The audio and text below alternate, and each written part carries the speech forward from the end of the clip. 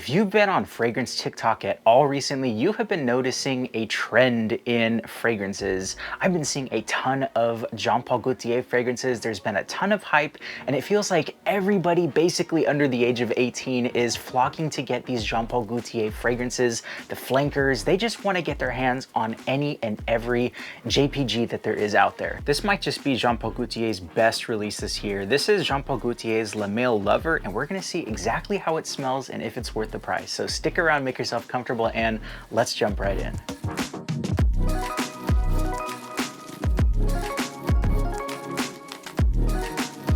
Welcome back, everyone. Thanks so much for checking out the channel, and today we're looking at Jean Paul Gaultier's Le Male Lover. So as you can see, it's got that really cool tall can that comes with all of the Le Male fragrances, and inside is a really interesting bottle. This bottle is a really cool grayish blue, and it has all of these really interesting tattoo decals all over it. It might be kind of hard to see, but honestly, I'm a huge fan of how this fragrance bottle looks, and the juice is so good. I gotta say, so far, my favorite one is the Le Male Le Parfum, and I also really like the Le Male Elixir. I don't have that one yet, but I still plan on getting it. But this one, I feel like is going to be a perfect summer fragrance to bridge all of those oriental ones. Atomizer check. Super strong atomizer, and I feel like they've definitely stepped up their game.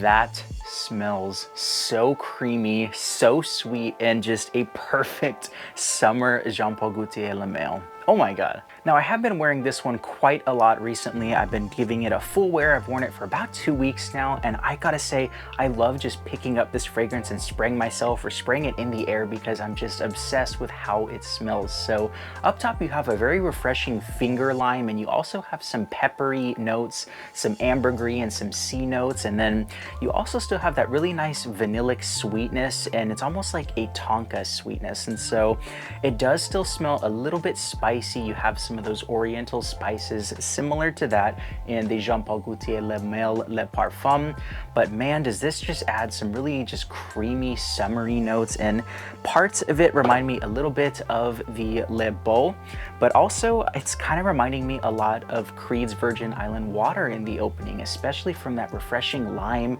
that sea salt, and the kind of creamy coconutty notes. And there's not officially coconut in here, but something in there, those accords just create that really nice vanillic kind of powdery woody tone, and it just smells heavenly. What's really cool is it does have like a lavender vanilla mint vibe similar to that of the original Le Male, but I feel like it definitely adds some of those aspects. So it smells familiar, but it's definitely different from that original DNA, and it just combines some of the aspects of a few of their fragrances. But I gotta say, this blend right here I think is the smoothest out of them, and I really dig this one. Like, it almost smells like a more vanillic and slightly darker version of Tom Ford's Eau de Soleil Blanc. So it's not going to be exactly like that, but if you like that style of sunscreen, kind of suntan lotion fragrances where it's a little bit coconutty and just kind of sweet and vanillic, I think this definitely is in that same kind of wheelhouse, and it just projects around you like crazy.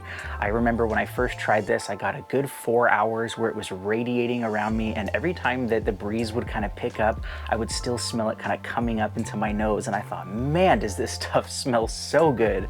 And you know, it was perfect for when I went out with friends, and I think this is going to be a perfect social fragrance. So if you're going on any summer date nights, going out with friends, going out to dinner, I think this is going to be perfect. Whether it's the morning or the evening, you're going to be smelling good. Now, in the dry down, you definitely lose a little bit of that lavender. It gets a little bit less fruity, and I feel like it definitely takes on more of that Le Male Le Parfum DNA, but it still has a little bit of that creamy coconutty vibe, and it still has a little bit of that lime. So it smells slightly different, but it definitely gets a little bit darker, still creamy and vanillic, but it definitely tones down a little bit and reminds me a lot more of the Le Male Le Parfum, but still a summer version of that, if that makes sense. Yeah, when comparing the opening and the dry down, I love the lavender that they use in there. It's a little bit soapy, it's clean smelling, but it's still very sweet, refreshing, and there's just something about that lime, that coconut vibe that still reminds me of that Virgin Island water DNA. So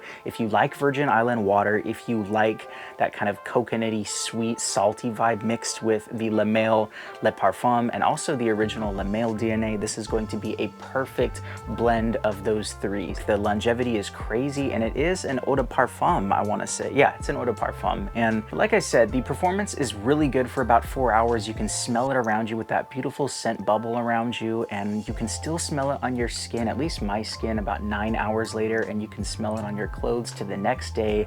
And it really is just really strong and pleasing the entire lifetime of the fragrance. And so yeah, I just think this is going to be a perfect vanilla fragrance if you want something summery. It's refreshing, but it's also decadent and just comforting to those around you. So I think this is the best of both of those worlds. Now you might be asking yourself, if I own the Le Male Le Parfum, if I own Le Beau, or just the original Le Male, do I really need this fragrance? So while this does blend some of the aspects of those three separate fragrances, in my opinion, I think that this one is definitely worth it. It stands up on its own, and I think it is definitely a necessary upgrade and a necessary flanker to the house. And so I think that with this release, it definitely just bridges some of the gaps, it smooths things out, and it really just does it in a way that I haven't really experienced in a lot of the other Le Male fragrances. Now I did get this one on Amazon. This was a 4.2 ounce bottle. I paid 120 bucks for it. It's very similar to retail at like Macy's. And so,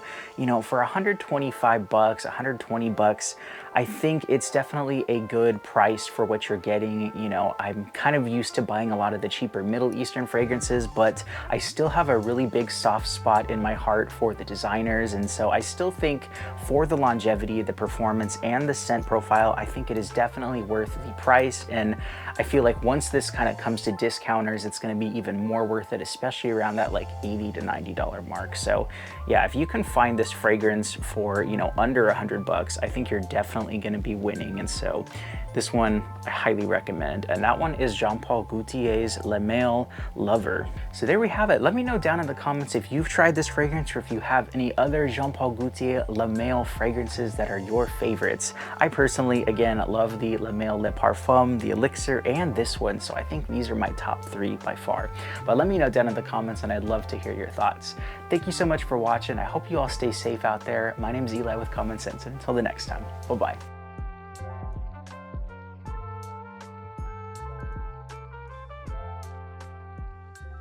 Bro, why is he caked up like that?